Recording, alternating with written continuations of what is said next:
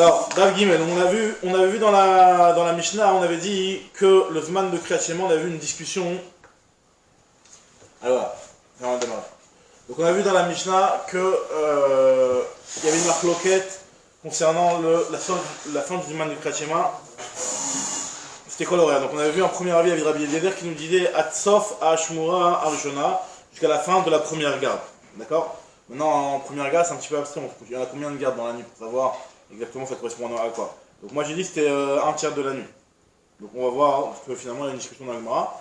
L'Agmara se pose la question d'ailleurs. Maïka Savar Rabbi Eliezer. Qu'est-ce que Rabbi Eliezer pense? Ika Savar Shalosh Mishmerot Ave Laila Leima Ad Arba Shaot.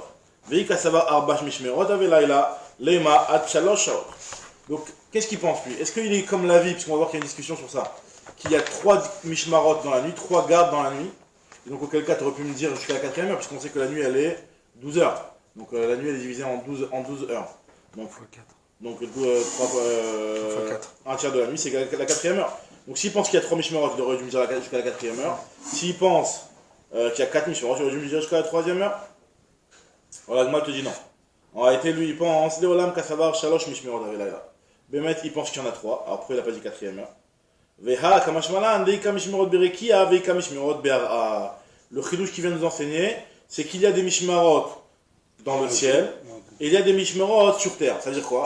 C'est qu'en réalité, en te disant jusqu'à la première heure, il veut te dire par là, que comprenne que tu as un moyen de savoir c'est quand ce moment-là.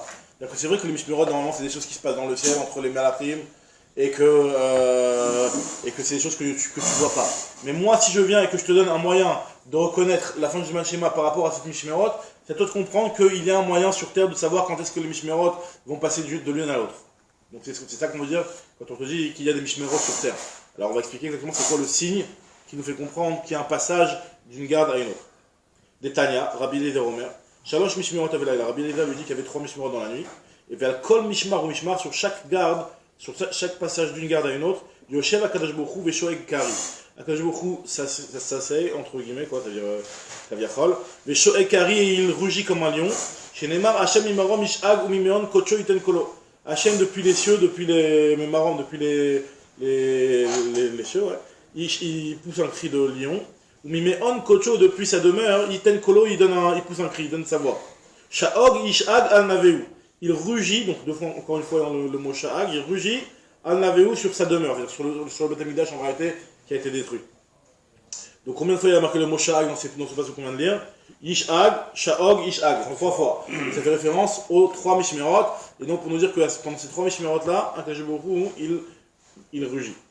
Alors Vesiman Adavar, alors le moyen mémotechnique, le moyen de reconnaître quand est-ce qu'il y a ce passage de Mishmerot sur terre, c'est Mishmera Rishona, la première Mishmar, Chamor Noer, l'âne qui est ni.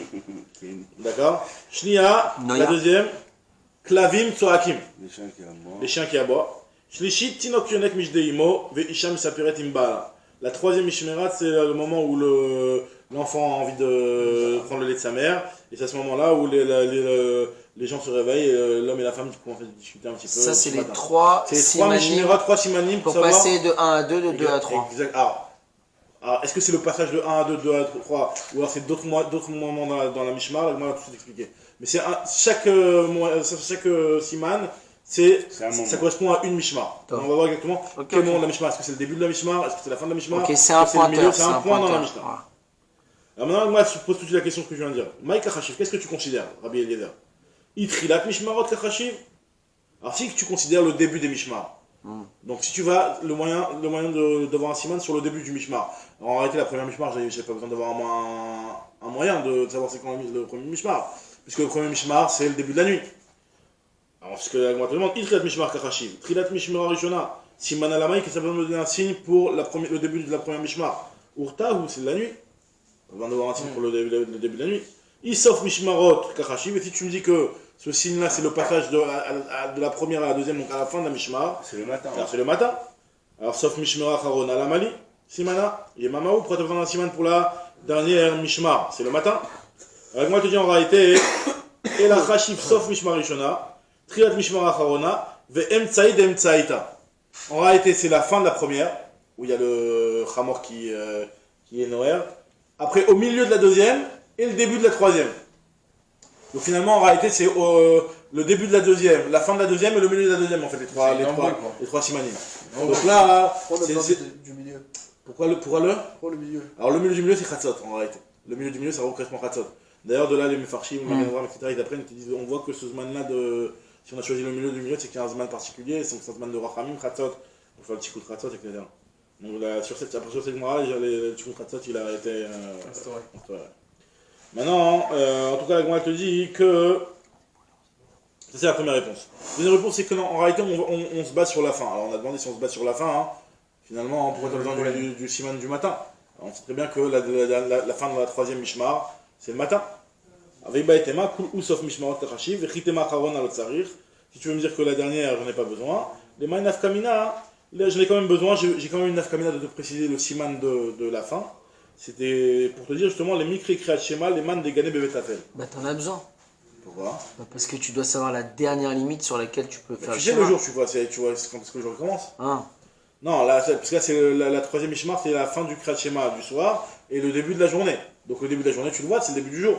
Alors moi, elle te dit non, des fois tu peux être dans une pièce qui est complètement sombre, celui qui dort dans une pièce sombre et qu'il ne sait pas exactement quand est-ce que le jour va se lever. Donc là, s'il entend le bébé qui pleure, qui vole le lait de sa mère et le mari et la femme qui discutent, donc il comprend que la nuit elle est terminée et qu'en réalité, c'est déjà le début du jour.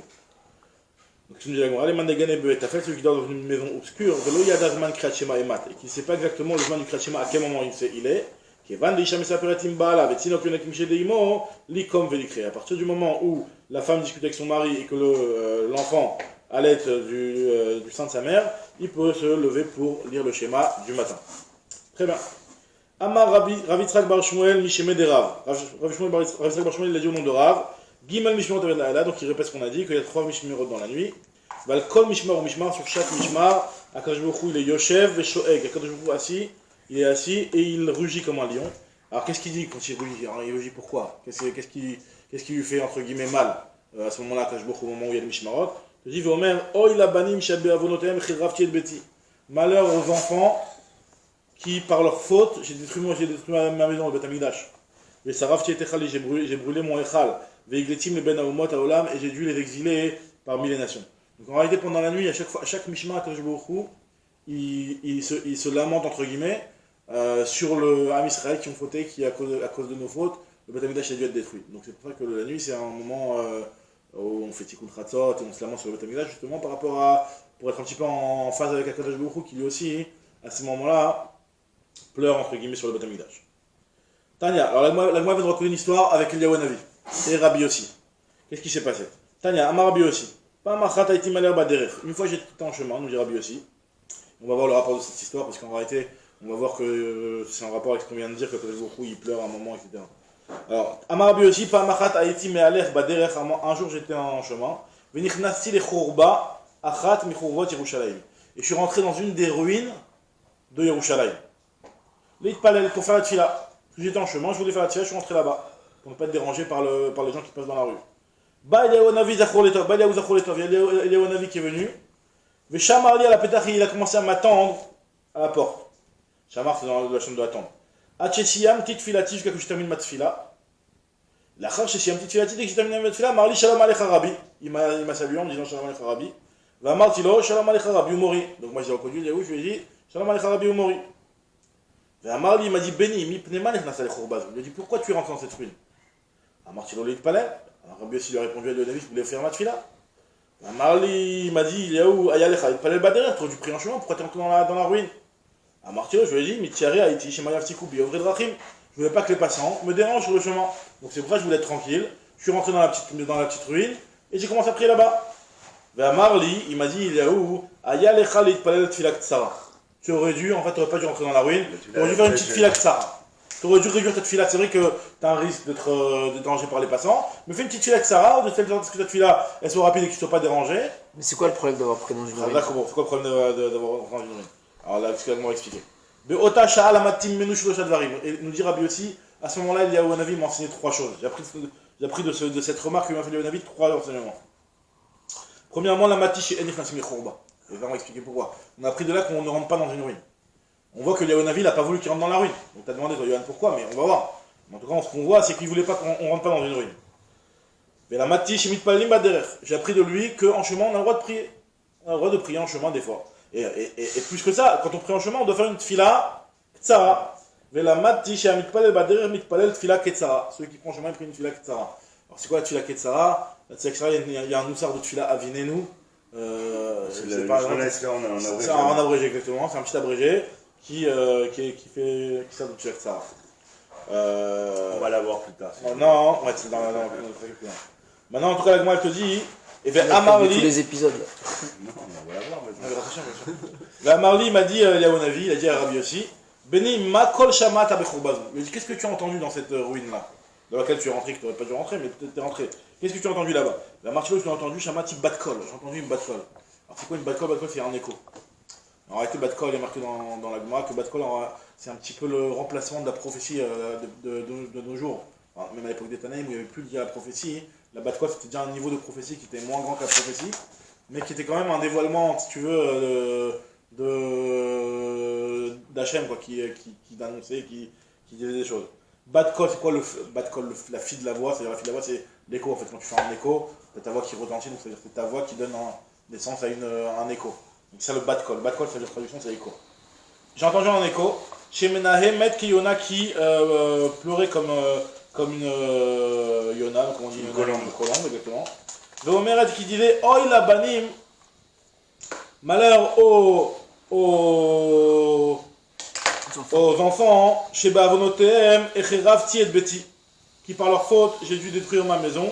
Vesaravti et Echali, j'ai dû détruire mon Echal. Vegletim les Ben-Omodalam, j'ai dû les exiler parmi les peuples.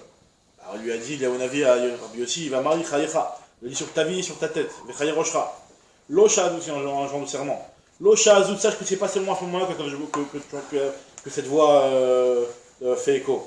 L'Ocha Azout Bilvad Omeret Kar. Et la Bekol Yom Vayom Shalosh Peamim Omeret Kar.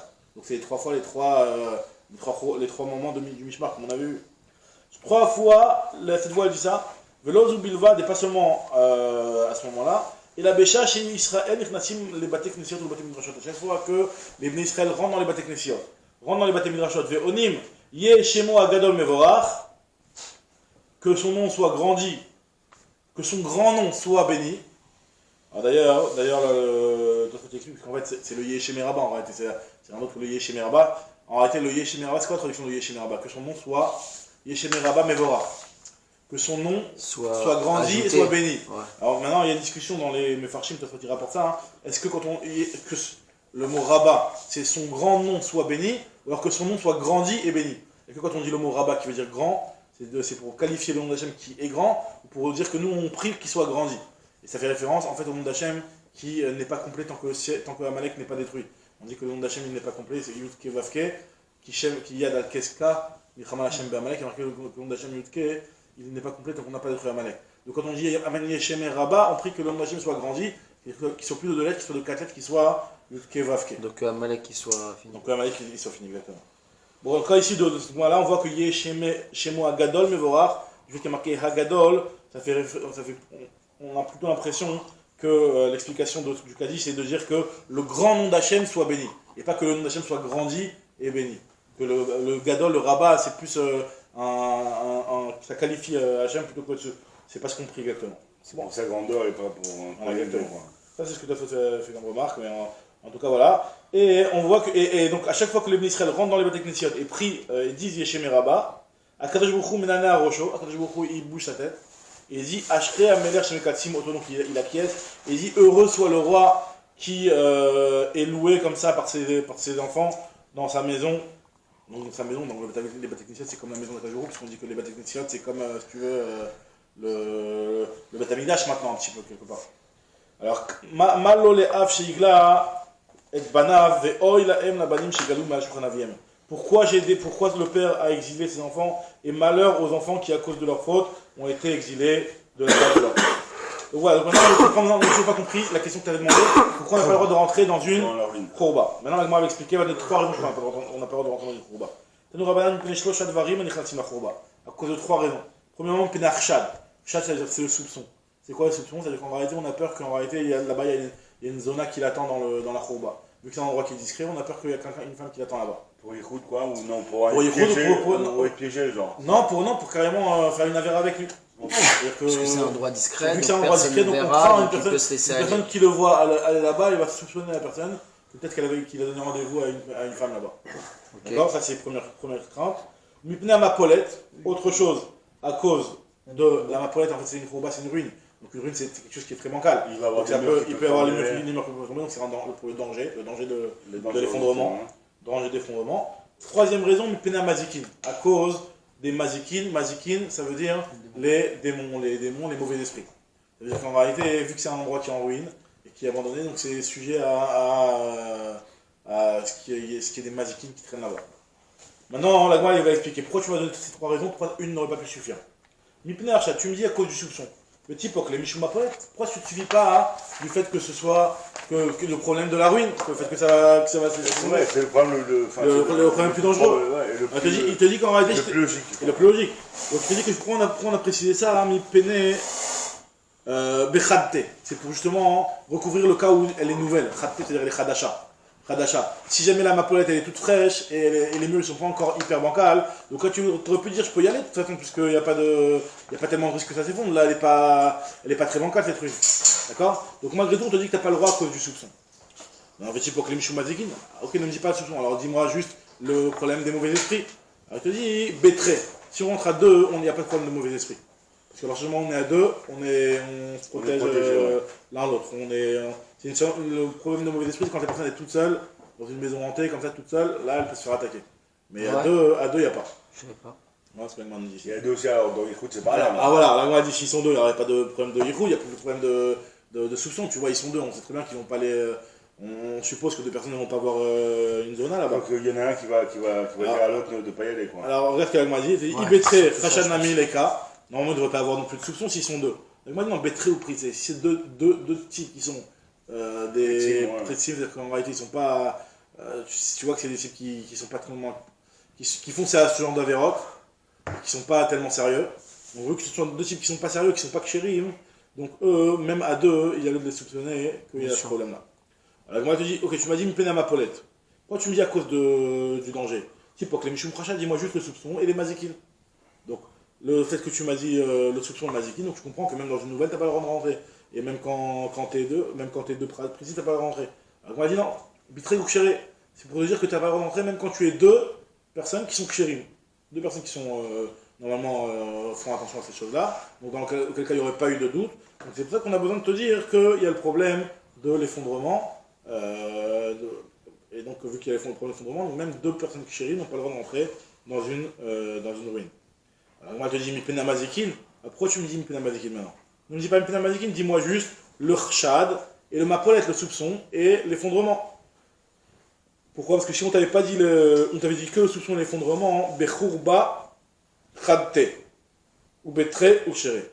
Si c'est une ruine qui est neuve, donc il n'y a pas de problème d'effondrement si elle est neuve. Ou Betré ou Kshéré, il n'y a pas de problème de soupçon si c'est deux personnes qui sont Kshérim. Donc tu as pu te dire qu'une ruine qui est neuve et deux personnes Kshérim, ils ont le droit de rentrer. C'est pour ça que je viens et je te dis, à cause des Mazikin. Alors, on avait dit Mazikin, mais à deux, il n'y a pas de Mazikin. Ils Betré, s'ils sont deux, Mazikin Nami, les cas, il n'y a plus de Mazikin s'ils sont deux. Donc moi je te dis, non, Bimkomam Khashinan, il y a des endroits où c'est leur QG au Mazikin, et donc là même à deux c'est dangereux. Première explication de la Gemara.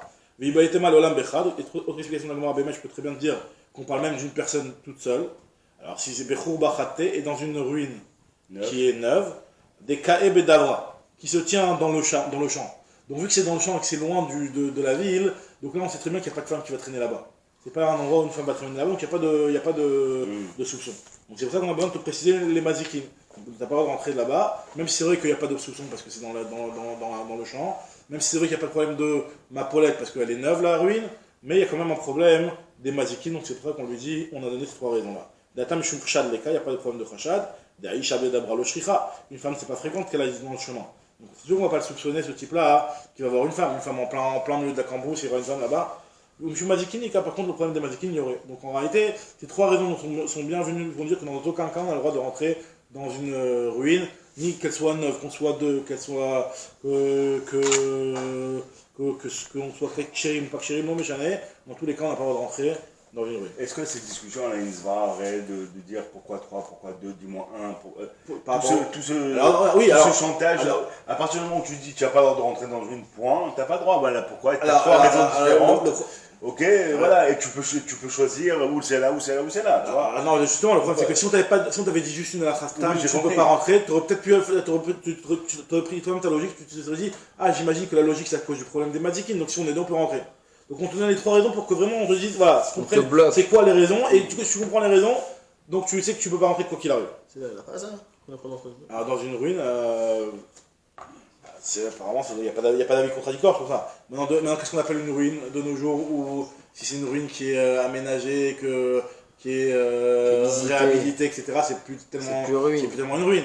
Après, voilà, mais effectivement, de rentrer dans... Les tu vois, endroits- tu les rentres endroits, dans- c'est tu rentres de dans ruine, la- hein. Tu sais, quand tu vas dans le nord, tous les trucs, les anciens bunkers, les machins comme ça, là, genre. Alors si c'est protégé, et que t'es deux kshérim, et que, voilà, là t'es bon. Elle est neuve, hein. Enfin, disons, elle est... Ouais, elle va pas tomber, quoi. elle va pas tomber. Et vous êtes Enfin, deux c'est un kshérim, autre, c'est voire un plus. autre, c'est un autre Ouais, Inyan, c'est un Tu autre vas Inyan aller de sur qualifier le- une ruine. sur déjà. la- C'est pas évident. C'est pas Maintenant, évident de qualifier une ruine. regardez là-dessus la Gemara. La Gemara, Tanoura Tanoura Banan nous rapporte maintenant la fameuse marquette. Est-ce que dans la nuit il y a 3 mishmarot ou 4 mishmarot?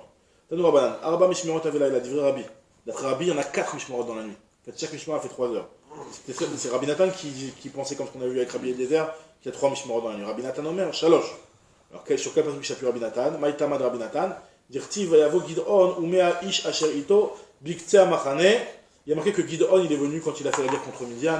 Dans le Sefer Shoftim, là-bas on nous raconte que Gidon il est venu avec 100 personnes, il est venu dans le camp pour faire la guerre justement. Il a marqué qu'il est venu à quel moment? Rosh à Ashmorot, à Tichona, au début de la Mishmar intermédiaire. Tichona ça veut dire intermédiaire.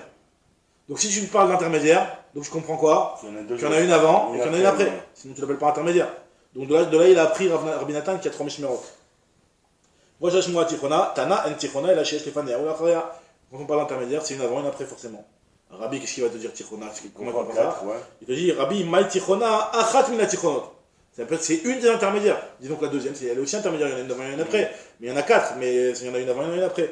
Alors, et Rabbi Nathan, il n'a pas aimé ce pchat-là. Pourquoi? Parce que Rabbi Nathan, Min Ktiv Tichona Sheba Tichonot, Tichona Ktiv, il n'y a pas marqué l'intermédiaire des intermédiaires. Il y a marqué l'intermédiaire, donc je comprends qu'il n'y en a que 3. Très bien. Maintenant, la Gemara peut dire, Rabbi, alors sur quoi il s'appuie Rabbi pour dire qu'il y en a 4? Maïtama de Rabbi, Amar Rabbi Zrika, Amar Rabbi Ami, Amar Rabbi Yoshua ben Levi, Katou Vechad Omer, il y a un passage qui nous dit, Chatzot Laila Akum Leodot Lach Al Mishpetet Tzidkicha. David Amelech, il dit que moi, tous les jours, je me lève à Chatzot, au milieu de la nuit, pour faire tes louanges à Hachem. Donc, Katou Vechad, il y a un autre passage qui dit que David Amelech, il a dit autre chose. Kadmu Enai Ashmurot. Mes yeux ont devancé Ashmurot, 2 Mishmarot. Ashmurot, ça veut dire 2 Mishmarot. Au pluriel. Donc 2. Donc si tu me dis qu'il se lève à Chatzot, et tu me dis que ses yeux ils ont devancé 2 Mishmarot, donc Chatzot c'est le milieu de la nuit, et donc il dit qu'il s'est réveillé avant 2 Mishmarot, donc finalement il y a dans les combien de Mishmarot, 2 avant, 2 après, donc ça fait 4. Donc de là Rabbi il s'appuie pour dire qu'il y en a 4. À Ketzad, Arba Mishmarot avait là. Donc je comprends bien qu'il y en a 4 dans la nuit. Et Rabbi Nathan Savar, là qui est Rabbi Yoshua. Rabbi Nathan lui pourquoi lui il apprend pas qu'il y en a 4? Parce que lui pense comme Rabbi Yoshua, qu'en fait Rabbi Yoshua lui pense que Vedetnan, on va voir dans la Mishnah plus loin, Rabbi Yoshua Omer, Atchalosh Shaot, que le Zman du schéma, il peut être du matin en réalité, on peut le faire depuis le début de la journée, jusqu'à la 3e heure de la journée. Et en fait, le début de la 3e heure, on va dire, parce que le début de la 3e heure, c'est le moment où les rois, ou les Melachim, quoi, se lèvent le matin. Et donc en fait, David Amelech, lui, quand il dit que, et il vient, il se, entre guillemets, pas il se vante, mais il est en train de dire que regarde-moi Hachem, comment je m'investis pour toi et j'essaie de te louer. Je me lève 2 Hashmurot avant les autres rois, parce que David Amelech qui était roi, donc on peut aussi faire la grâce mat comme les autres rois. Il dit, les autres rois, ils se lèvent à quelle heure? Ils se lèvent à la 2e heure de la journée, à la fin de la 2e heure de la journée, début de la 3e heure. Donc c'est-à-dire que finalement tu comptes les 6 heures puis c'est Chatzot. Donc il reste 6 heures avant le début de la journée, et les 2 heures de la journée, ça fait 8 heures, je me lève 8 heures avant les autres. 8 heures c'est combien? C'est 2 Hashmurot. Donc ça veut dire que finalement il y a 3 Mishmerot dans la nuit. Donc chaque Mishmar elle fait 4 heures. Donc quand David Amelech il dit je me suis levé 2 Hashmurot avant, c'est pas que je me suis levé 2 Hashmurot, avant les 2 Hashmurot de la nuit, mais c'est 2 Hashmurot avant les autres rois qui se lèvent à la 3e heure. C'est ce que nous dit la Gemara. Rabbi Yoshua Omer Achal Shot, Shekan Derech Melachim Lamod Vishal Shaot, Shit de Leila, donc les 6 de la nuit, Vetarte de Imama les 2 jours, Aveuleu, Shte Mishmarot, ça fait donc 2 Mishmarot, 6 et 2, ça fait 8, ça fait 2 Mishmarot. Ravashi Amar Mishmara ou Palgan a mis Mishmarot Karoulé, Ravashi donne une autre réponse qui dit que non. Tu sais quoi, il s'est levé à la 6e heure. Et on parle par rapport au Mishmarot, par rapport au. C'est vrai qu'il reste une Mishmar et demi seulement, mais une Mishmar et demi, ça peut, tu peux déjà dire Mishmarot au pluriel. Quand on dit Mishmarot au pluriel, ça veut dire plus qu'une Mishmar. Une Mishmar et demi s'appelle déjà Mishmarot. Donc effectivement, David Ameler, il s'est levé à Khatzot, et effectivement, il n'y a que 3 Mishmarot dans la nuit, et c'est vrai qu'il ne va pas rester 2 Mishmarot entières jusqu'au matin, mais il s'est levé une Mishmar et demi avant le début du matin, donc ça s'appelle qu'il s'est levé avant des Mishmarot. Très bien, c'était l'explication de Ravashi. Amar Rabbi Zrika, non, on rapporte un autre enseignement de Rabbi Zrika, parce que c'est lui qui venait de parler, on va donner juste une autre halakha qui n'a rien à voir, mais c'est le même auteur, donc vu que c'est le même auteur qui n'est pas souvent rapporté dans le chasse, donc on nous rapporte maintenant son enseignement. Amar Rabbi Zrika, Amar Rabbi Ami, Amar Rabbi Yoshua ben Levi. C'est pas le seulement auteur, des fois quand c'est une suite de rabbanim, un enseignement qui est cité par Rabbi Zrika, qui cite au nom de Rabbi Ami, qui cite au nom de Rabbi Yoshua ben Levi. Cette combinaison-là, elle est rare, et donc quand on l'a trouvé une fois, on te rapporte tous les enseignements qu'il a dit. Alors quel est l'autre enseignement qu'il a dit? En omrim bifnei hamet ela dvarav shel met. Quand une personne est devant un cadavre, devant un met, devant un corps d'un iftar, dans ses arbamot, faut-il explique, dans l'arbre du mort, tu n'as pas le droit de parler d'autre chose que des choses qui concernent le maître. Tu ne peux pas venir et discuter d'autre chose. Tu es devant un maître, tu ne dois pas dire les choses du maître. Et là, dvarav shel met. En omrim bifnei hamet ela dvarav shel met. Amar Rabbi Abba Ambarkan lo amran ela bedivre Torah. Donc il te dit, Rabbi Abba Kana, ce que je t'interdis de dire devant le mort, c'est seulement des divrei Torah. Quel est le problème de dire des divrei Torah devant un maître? Tu vas être égaré autour. Ouais. Le problème c'est que le maître, non, il peut plus dire des divrei Torah. Donc quand tu vas dire devant un maître des divrei Torah, c'est ce qu'on appelle l'oaeg larash. Tu te moques du pauvre. C'est comme le riche qui se moque du pauvre. Lui peut plus étudier, toi tu étudies devant lui. Tu le nargues, exactement. Donc c'est pour ça que c'est ça que t'as pas le droit de faire devant le mort. Mais de parler des choses de shtouyot, même si c'est pas très kavod, en réalité il n'y a pas de issue, parce que le maître il n'est pas du tout jaloux que tu dises des shtouyot devant lui. C'est pas du tout ça le problème. D'accord. Aval, mille et alma, les tlanba. Même les tzitzit, il ne faut pas les. Voilà, exactement, c'est pour cette raison, on va le voir ça dans le page ici aussi, que les tzitzit, tu n'as pas le droit de les laisser quand on est dans le cimetière, tu dois les ranger. Maintenant, la Gemara te dit, ça c'est la première explication. Autre explication, c'est qu'en réalité, dans le problème, il est aussi par rapport, il est que par rapport aux choses qui sont futiles, justement. Des cas d'Amré, non, pas seulement des divrei Torah, mais même les choses futiles, parce que les divrei Torah, tu ne veux pas parce que tu te moques de lui, tu le nargues. Et les choses futiles, parce que Stan, tu es devant un, mais il faut du respect. L'école, chez Kalm, il est d'Alma, pour faire raison, les choses qui sont les choses qui sont futiles.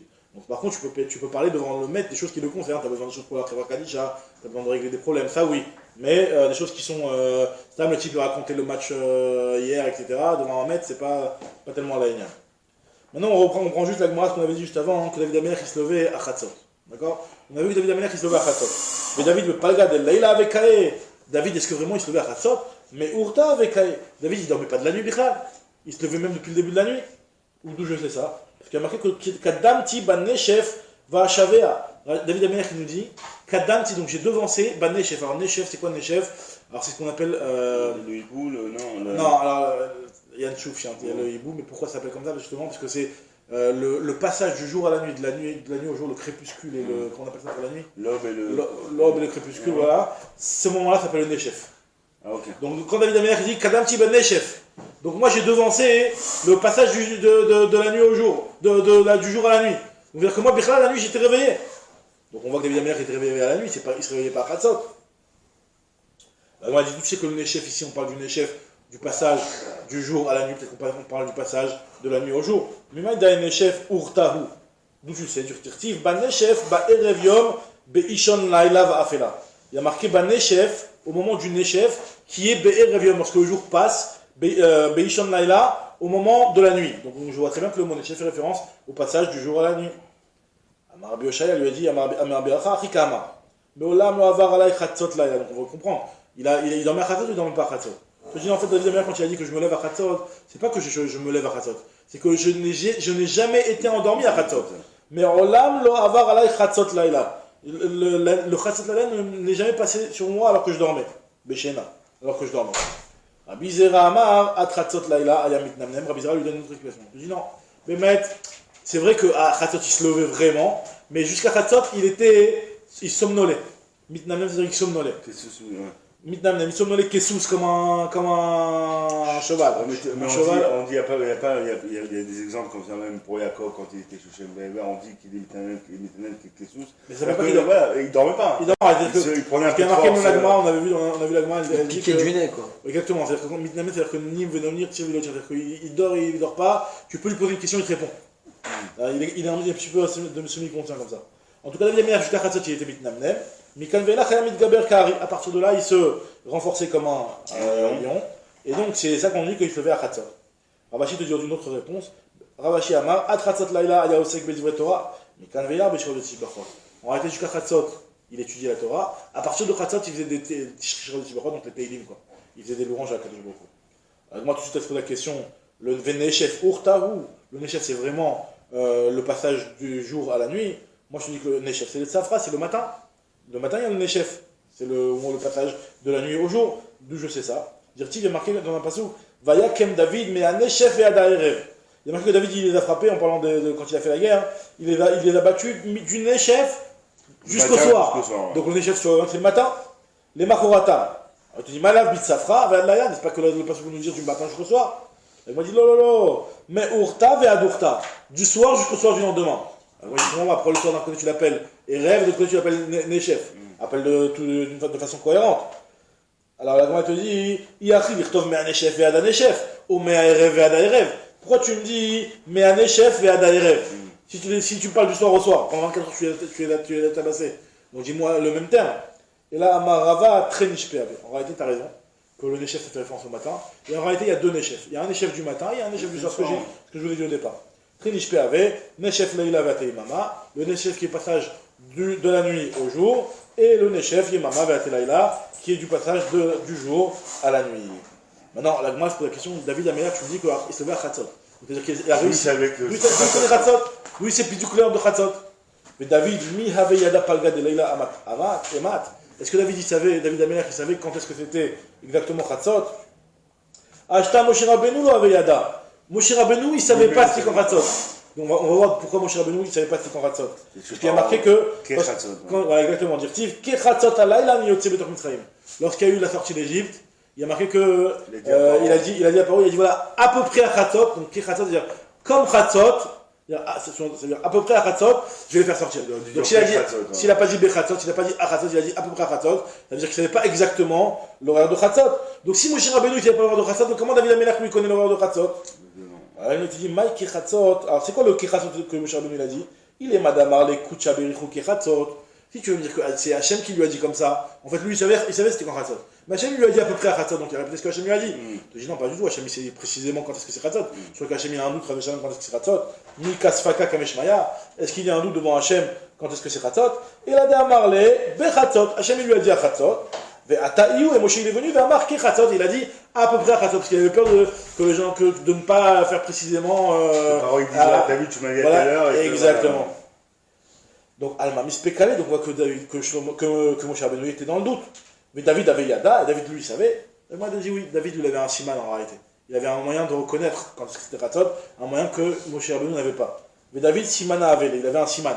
C'est quoi le siman qu'il avait David? Tu connais le siman Yohan de David ou pas? Non. Alors, on va te le dire ici. Damar Avachabar Bizna Mar Bishimon, Chassida, Kinor Ayatalou les Malam Mitato chez David. David, il avait un kinor, une harpe, qui était au-dessus de son lit. Et donc cette harpe-là, il la mettait exactement positionnée de telle sorte à ce que le vent du nord, Ruach Sonit, qui souffle pile à Khatzot, il a mis exactement dans l'angle pour que dès que le vent de... Ça faisait une note. Ça faisait une note et ça faisait... Damar Abraham Bizna Rabbi Shimon Chassida, qui n'aurait attendu les mains Mitato Shel David, et Kevan Shegia Khatzot Laila, dès que Khatzot Laila arrivait, Baruach Sonit, il y avait le Ruach Sonit qui venait, et donc il y avait le vent qui soufflait et qui faisait une note sur cette harpe-là. Donc Mia d'ailleurs tout de suite il se levait, Veosek Batora, il étudiait la Torah, Ashalamud Ashachar jusqu'au petit matin. Kevan Shalamud Ashachar, et dès qu'arrivait le petit matin, qu'est-ce qui se passait? Donc moi, je vais nous raconter l'emploi du temps de David dans une journée un petit peu standard. C'est pas tous les jours comme ça, parce qu'on va voir que c'est quand même des trucs particuliers, mais une journée en gros qui pouvait arriver à David Améler. La Gemara nous raconte une journée de David Améler. Qu'est-ce qui se passait? Donc il étudiait toute la nuit, il se levait à Khatzot, comme on a dit, au début de la nuit, il était bitnamnem, il somnolait un petit peu, quoi. Il pensait à la Torah, mais il n'était pas vraiment réveillé complètement. Khatot, il se réveillait complètement. Après, au petit matin, les Chacham Israël sont rentrés chez David Ameler pour lui dire qu'est-ce qu'on fait. Le Ham Israël, il est pauvre, ils n'ont pas d'argent. Ils n'ont pas de quoi acheter à manger. Qu'est-ce qu'on va faire? Ils lui ont dit donnez-nous un Melech. Un Melech Israël Tzrim Parnassa. Le Ham Israël a besoin de Parnassa. Comment on peut faire pour aider à faciliter la Parnassa du Ham Israël? Amar Laim leur a dit les Chouvi Parnassa vous misé. Quel est le problème? Donnez la tzedaka les uns aux autres. Que les uns donnent aux autres. Alors, il dit que ça ne suffit pas. La poignée ne suffit pas à rassasier le lion. Ça veut dire que tu as beau enlever des riches, donner un petit peu aux pauvres, mais ça ne suffit pas. Les gens, il y a trop de pauvres. Et autre compagnon qui lui ont dit, les Chachamim, le bord, le puits, ne se remplit pas de son sable. C'est-à-dire que tu as un trou, tu veux le remplir en creusant son propre sable. Ça ne se remplit pas. Nous, on veut de l'argent de l'extérieur. Amar Lahem, il leur a dit, allez faire la guerre et prenez du gdoud, ça veut dire du butin de l'ennemi. Alors, ok, on va entrer en guerre, qu'est-ce qui se passe? Comment on faisait pour déclarer une guerre? Miyad Yoatim Bechitovel. En réalité, bon, ça ne veut pas dire qu'il faisait forcément une guerre que pour aller gratter de l'argent. Bon, en tout cas, ça réglait ce problème-là aussi. Miyad Yoatim Bechitovel, donc on allait voir Achitophel qui était le grand conseiller, le grand général, qui allait conseiller comment est-ce que c'était possible de faire une guerre. Benim Lachim et Sanhedrin, il avait demandé au Sanhedrin, est-ce qu'on peut aller faire une guerre ou on ne doit pas faire une guerre? Mais Shoalim de Rivetumim, il demandait aussi au Rivetumim. Au Rivetumim, c'était justement les petites pierres qui étaient sur le Kohen Gadol, qui allaient avec des petites lumineuses. Si confirmait les Rivetumim, c'est un petit peu une genre de voix. Est-ce qu'Hachem il accepte qu'on fasse une guerre? Est-ce que cette guerre-là, il y a un bon siman pour nous ou pas? Donc, nous on apprend ça. Shoalim de Rivetumim, Amar Yosef Maïkras, en tout cas parce que je m'appuie pour te dire ça. Après avoir demandé à Achitophel qui était le conseiller, qui était le grand général de guerre, Benayahu Ben Yoyada qui était le Sanhedrin, Vaviatar, et le Vaviatar c'est le Kohen, Vesart Saval et Melech Yoav. Moi j'explique tout de suite c'est qui tous ces noms-là qui ont été cités dans ce passage-là. Achitophel, c'est Yoetz. Achitophel c'est lui qui conseillait. Vechen Omer, donc c'est ça, il est marqué Ve'atzat Achitophel. Asher Ya'atz Beyamim Mahem. Le conseil que Achitophel donnait pendant cette période-là, donc on voit que Achitophel c'est lui qui conseillait. Ka'asher Ish Alish Bidvar Elokim. Benayahu, on va sur ça. Benayahu Ben Yoyada, c'était le Sanhedrin. Aviatar, c'est le Urim et Tumim. Donc c'est ça, on apprend dans le Passouk. Il y a marqué dans le Passouk, Vechen Omer, Benayahu Ben Yoyada, à la crétive et à la pléti. Le crétive et le pléti, d'après Rashi en tout cas, ça fait référence au Urim et Tumim. Donc on voit Benayahu, c'était le Sanhedrin, et après on allait voir le crétu pléti qui était le Kohen Gadol. Mais la manikrashmam crétu pléti, pourquoi le Urim et Tumim? On appelle ça créti ou pléti. Créti ça veut dire trancher, et pléti ça veut dire un petit peu un genre de miracle. Pourquoi on appelle ça crétu ou pléti? Chez Créti, chez Kortim d'Ivréem, Pléti, chez Moufléem d'Ivréem. Donc Créti, en fait, c'est parce que ça tranche. Le Urim et Tumim, il tranchait. On va aller faire la guerre, il donne des réponses tranchées. Est-ce que oui, est-ce que non? Et Pléti, chez Moufléem d'Ivréem, c'est parce qu'en fait, c'est un petit peu un miracle, une genre de névoie qui sortait de ce Urim et Tumim. Et après, on allait directement prendre le général de guerre, on allait faire la guerre.